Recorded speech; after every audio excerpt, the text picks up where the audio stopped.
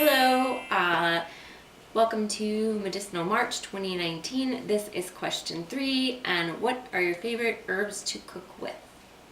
So I'm really just diving into learning how to cook now. I never really learned how to cook growing up, but now at the age of 41, I think, maybe it's time to learn how to cook.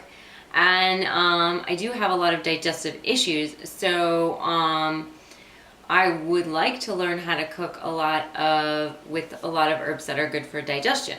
So things like turmeric, ginger, cinnamon. I use turmeric every day as a tincture already. And for some reason I'm getting really, really obsessed with cinnamon. I've always liked it, but now I'm just like, cinnamon, yes, gotta have that every day.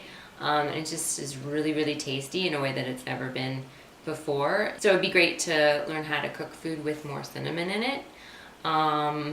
Perhaps, I'd like to cook in, more of an Indian style food, because I know they use all of those herbs and everything and spices, but I have to sort of go slowly because too much spice for me is a little too much still.